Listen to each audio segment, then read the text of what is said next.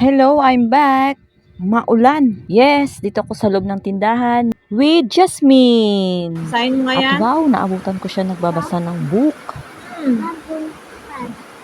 So Sa nice. taas. Ano to? Mag-grade 4 na siya this opening class. Mahusay na siya magbasa.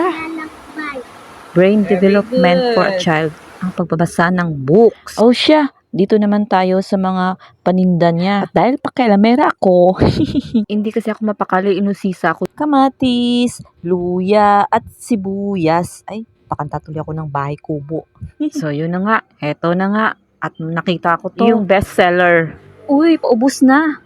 Diyan kasi si Fortune Cat or si Lucky Cat. Ikaw, bantay tindahan, bakit ubos na laman ng tindahan? Joke lang, Charm. Ikaw ang Lucky Charm ni Jasmine. Anyway, nabenta na kasi, kaya kulang na. Baka gusto niyo mag-sponsor. O, bili lang kayo, mani. O, ikaw ba, anong hinahanap mo? Syempre, yung wala dyan yung hinahanap mo.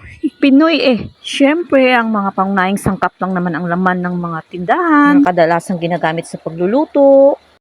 Ay, ito yung masarap at mabango lutuin. Tuyo, daing at dilis. Not to forget, asin, asukal, delata. All-time favorite ng mga Pinoy. At syempre, dapat may kape. O ano guys, busog na ba yung mga mata nyo sa nakikita nyo? Maraming kulang no. Talaga, pakilamera Si Magic Arinola. Well, thank you Jasmine. Next time around. Bye!